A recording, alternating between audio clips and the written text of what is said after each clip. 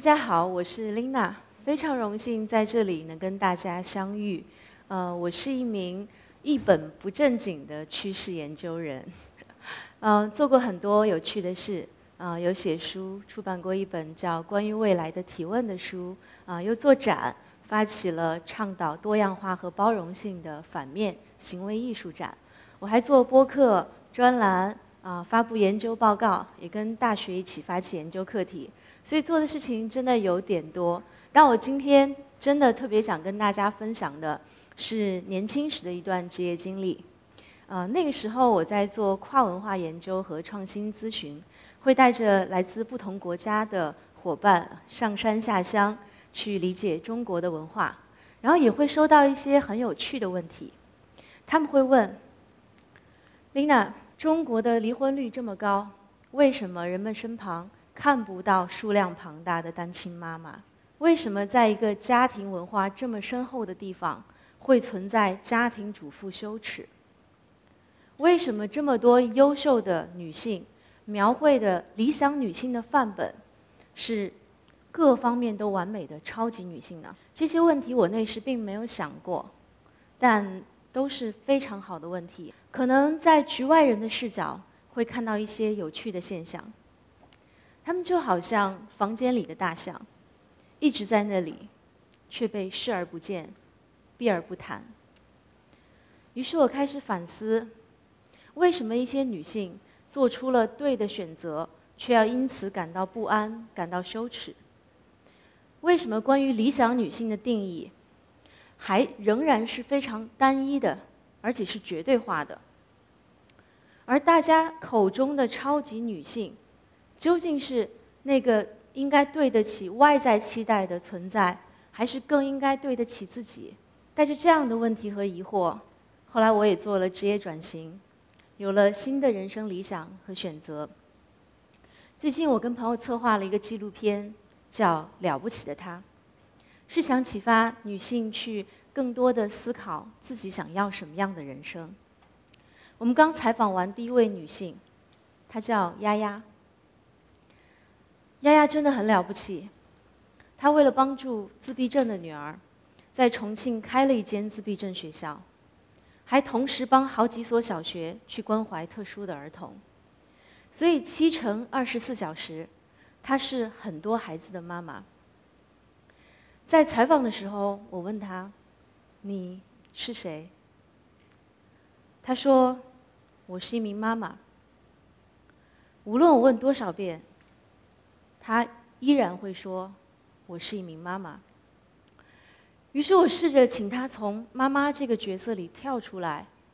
终于听到她说：“我是丫丫，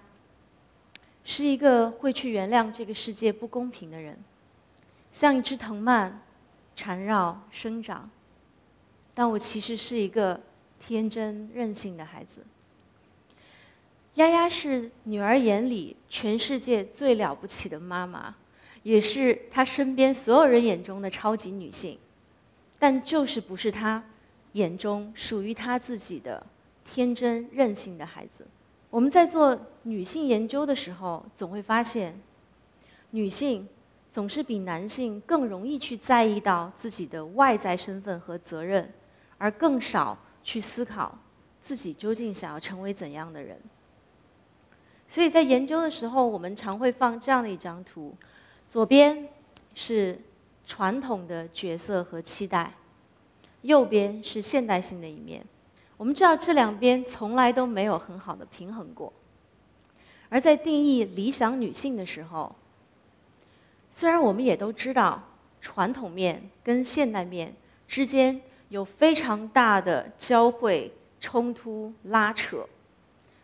但很奇怪，人们总是会跳过那个最重要的取舍的过程，直接达成了这样的一个结论：既要也要，全部都要；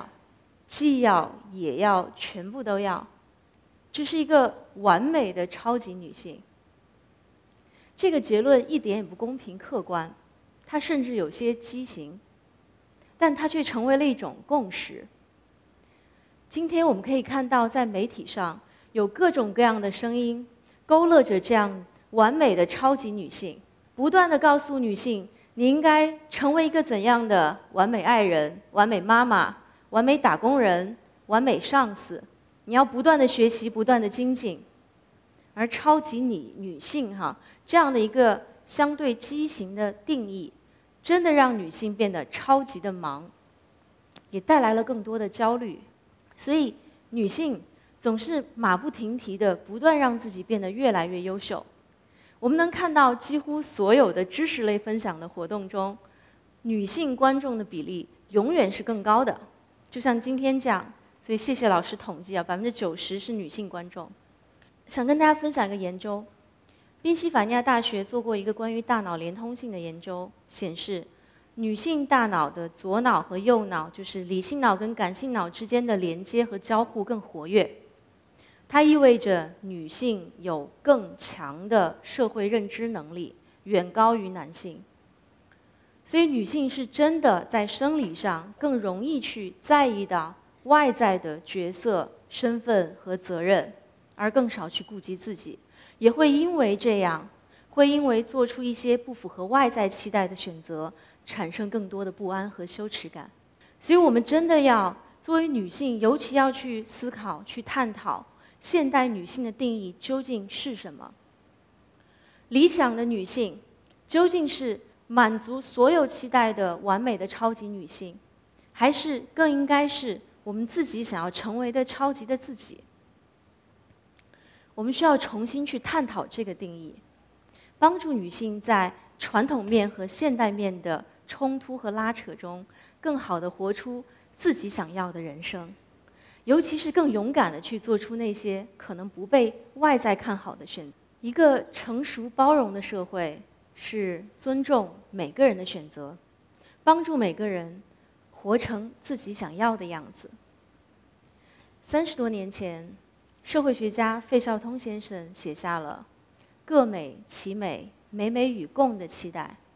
而30多年后，我们仍然期待着可以看到这一天。但我相信这一天会来。当一个妈妈可以不因为自己的婚姻选择而隐身，而当一个妻子可以不再因为自己的事业选择而羞耻，而当一个女孩可以不再因为自己的梦想选择而自卑，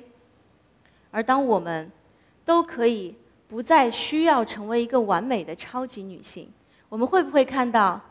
100个女性有100个忠于自己的理想人生？而那个时候的我们，会不会用更多的包容去欣赏这100个各美其美的故事？